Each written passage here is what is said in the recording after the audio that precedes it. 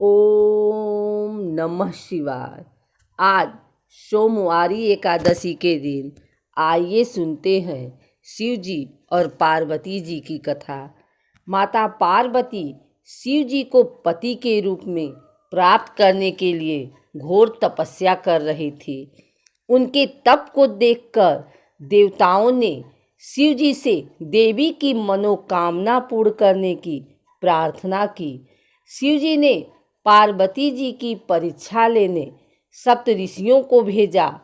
सप्त ऋषियों ने शिव जी के सैकड़ों अवगुण गिनाए, पर पार्वती जी को महादेव के अलावा किसी और से विवाह मंजूर न था। विवाह से पहले सभी वर अपनी भावी पत्नी को लेकर आश्वस्त होना चाहते हैं, इसलिए शिव जी ने स्वयं भी पार्वती की परीक्षा लेने को ठानी।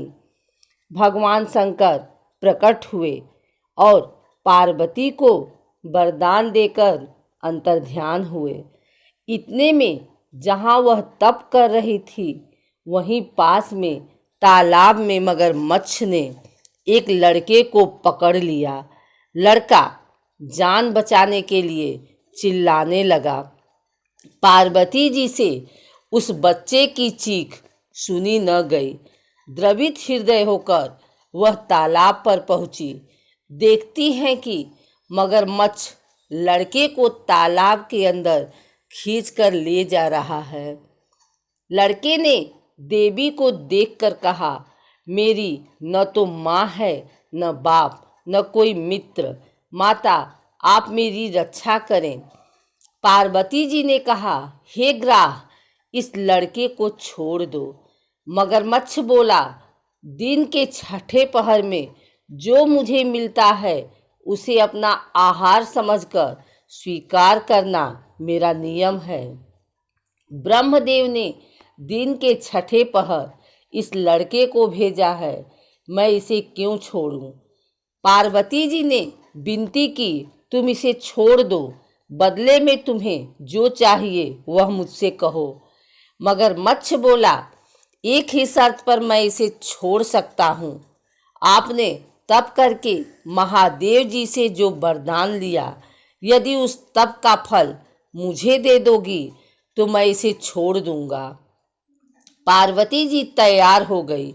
उन्होंने कहा, मैं अपने तप का फल तुम्हें देने को तैयार हूँ, लेकिन तुम इस बालक को छोड़ दो। मगरमच्छ ने समझाया, सोच लो देवी, जोश में आकर संकल्प मत करो। हजारों वर्षों तक जैसा तप किया है वह देवताओं के लिए भी संभव नहीं।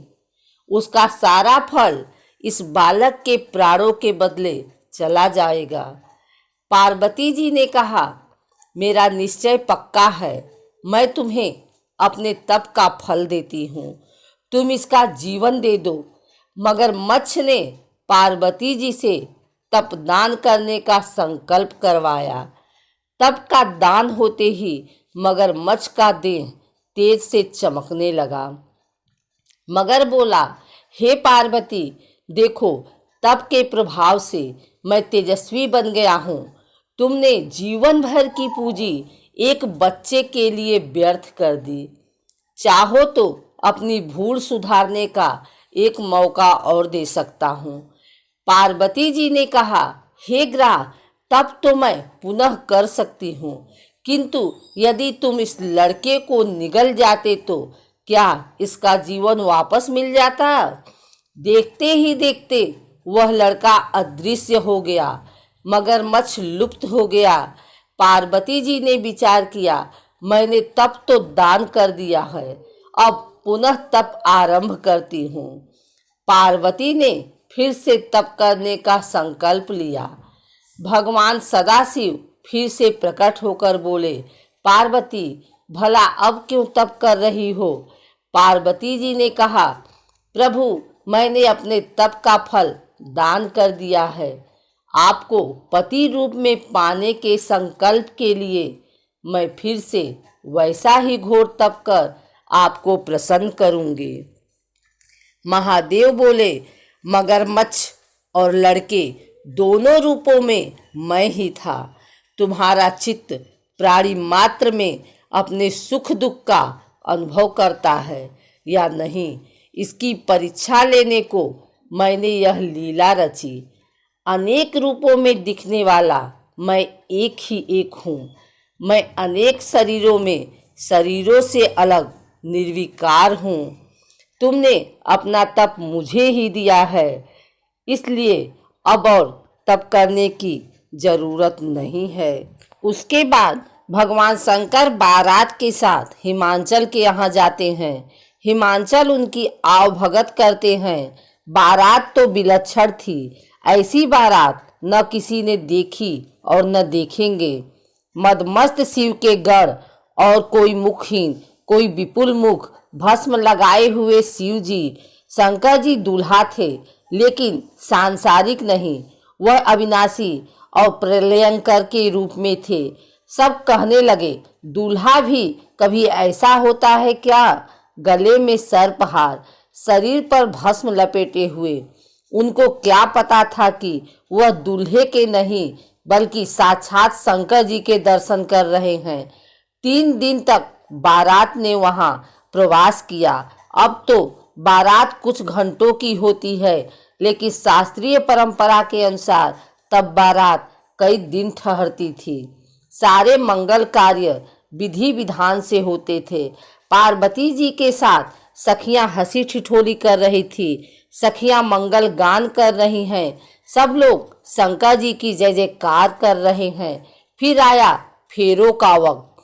शंकर जी और गौरी फेरों के लिए बैठे। पंडितों ने शंकर जी से कहा कि अब आप संकल्प कीजिए। महासंकल्प लेने वाले शंकर जी आज स्वयं संकल्प कर रहे हैं, जिनके संकल्प मात्र से ही सारे कार्य सिद्ध होते हैं। आज उनको पंडित कह रहे हैं कि आप संकल्प कीजिए। शंकर जी संकल्प को उद्धत हुए। तभी पंडितों ने उनसे पूछा, आपका गोत्र क्या है? शंकर जी हैरान, कैसे बताएं कि क्या है गोत्र? कभी इस पर ध्यान नहीं दिया। सृष्टि के जन्म, पालन और संहार में लगे रहे। शंकर जी का त्रिलोक ही गोत्र है। शंकर जी ने ब्रह्मा जी और विष्णु को देखा। दोनों ने शंकर जी को देखा और हंसने लगे। पंडित जी समझ गए कि उनसे भूल हो गई। पंडित जी ने फेरे कराए और वहीं पर जयमाल की रस्म हुई।